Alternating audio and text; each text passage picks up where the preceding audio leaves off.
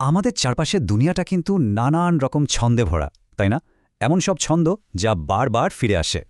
তো আজকে আমরা ঠিক এমনই এক মৌলিক ছন্দ, মানে সরল ছন্দিত স্পন্দনের পেছনের আসল রহস্যটা বোঝার চেষ্টা করব।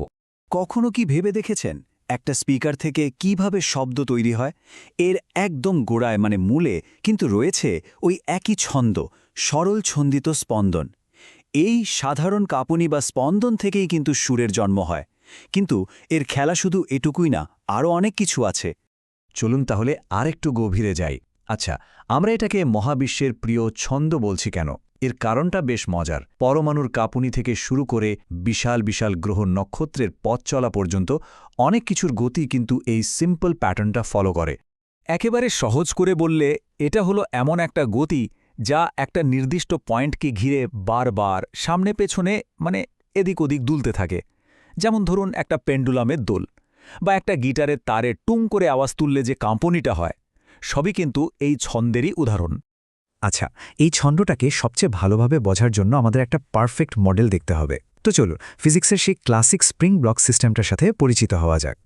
দেখুন, এখানে একটা স্প্রিংয়ের সাথে একটা ব্লক লাগানো।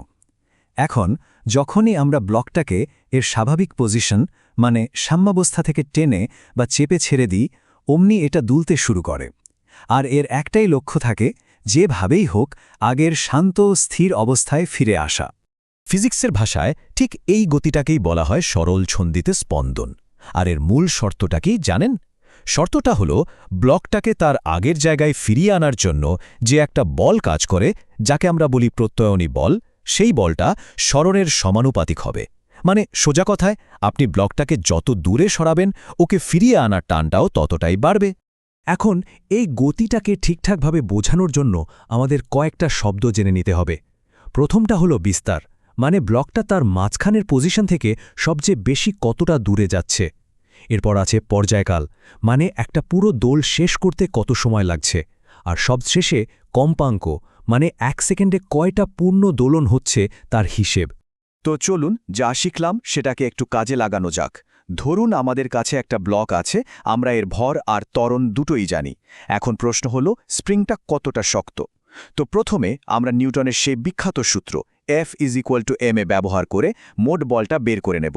এরপর হুকের সূত্র আমাদের বলছে যে এই বলটা স্প্রিং ধ্রুবক আর সরণের গুণফলের সমান। ব্যাস, এই দুটো সূত্রকে একসাথে করলেই আমরা পেয়ে যাব স্প্রিংটা কতটা দৃঢ়, মানে এর স্প্রিং ধ্রুবক কে এর মান। আর এই ক্ষেত্রে উত্তরটা হলো 180 নিউটন পার মিটার।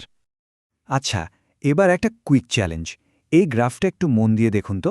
বলতে পারবেন এই তিনটা বস্তুর মধ্যে কোনটার ম্যাক্সিমাম ভেলোসিটি মানে সর্বোচ্চ বেগ সবচেয়ে বেশি হবে? গ্রাফটাতে দেখুন 3টা আলাদা বস্তুর দোলনের ছবি দেওয়া আছে, অবজেক্ট I, 2 আর 3। দেখলেই বোঝা যাচ্ছে এদের বিস্তার আর কম্পাঙ্ক আলাদা। আর সর্বোচ্চ বেগ কিন্তু এই দুটো জিনিসের উপরেই নির্ভর করে। একটু সময় নিন, ভাবুন তো। সঠিক উত্তরটা হলো অবজেক্ট আই। কিন্তু কেন? কারণটা খুব লজিক্যাল। দেখুন, সর্বোচ্চ বেগ দুটো জিনিসের ওপর নির্ভর করে, বিস্তার আর কম্পাঙ্ক। সহজভাবে ভাবুন, একটা জিনিসকে যদি অনেক দূরে যেতে হয় মানে তার বিস্তার বড়, আবার খুব কম সময় ফিরেও আসতে হয় মানে তার কম্পাঙ্ক বেশি, তাহলে তো তাকে অনেক জোরে চলতেই হবে, তাই না? অবজেক্ট আই এর ক্ষেত্রে ঠিক এটাই হয়েছে।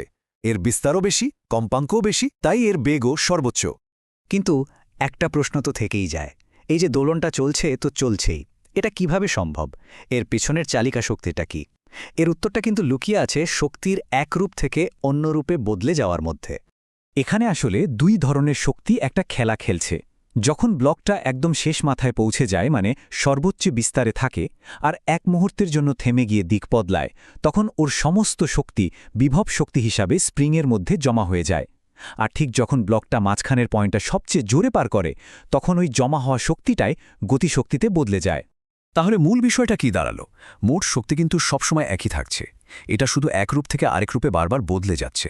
বলতে পারেন এটা শক্তির এক অসাধারণ নাচ, যা এই দোলনটাকে বাঁচিয়ে রাখে। এতক্ষণ তো আমরা একটা যান্ত্রিক দোলন নিয়ে কথা বললাম, স্প্রিং, ব্লক এসব। কিন্তু কি হবে যদি বলি হুবহু এই একই ছন্দের প্যাটার্ন একদম অন্যরকম একটা জগতেও খুঁজে পাওয়া যায়? এই যে দেখুন, এটা একটা এলসি সার্কিট। এখানে কিন্তু কোনো স্প্রিং নেই, কোনো ব্লকও নেই। আছে শুধু একটা ইন্ডাক্টর এল আর একটা ক্যাপাসিটর সি, দুটো ইলেকট্রিক্যাল জিনিস। এখন প্রথম দেখায় মনে হতেই পারে একটা স্প্রিং ব্লকের সাথে এই ইলেকট্রিক্যাল সার্কিটের আবার কিসের মিল, কোনো মিলই তো নেই। কিন্তু এখানেই তো ফিজিক্সের আসল সৌন্দর্য। চলুন দেখি এদের মধ্যকার সেই গভীর কানেকশনটা আসলে কি। আর এখানেই বোঝা যায় গণিতের ভাষাটা কতটা পাওয়ারফুল আর ইউনিভার্সাল।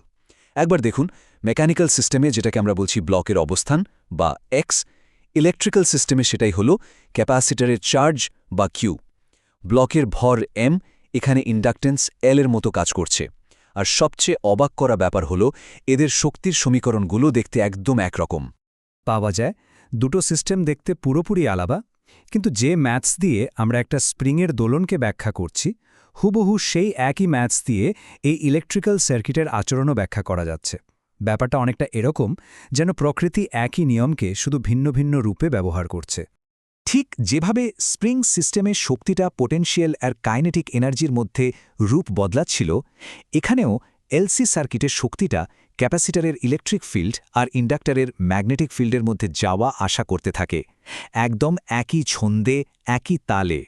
তবে আমরা এতক্ষণ ধরে যা যা আলোচনা করলাম সেটা কিন্তু একটা আইডিয়াল সিচুয়েশন, মানে সব কিছু পারফেক্ট ধরে নিয়ে। কিন্তু বাস্তব দুনিয়ায় তো কোনো কিছুই চিরকাল ধরে চলতে থাকে না, তাই না? এই দোলনও একটা সময় গিয়ে থেমে যায়।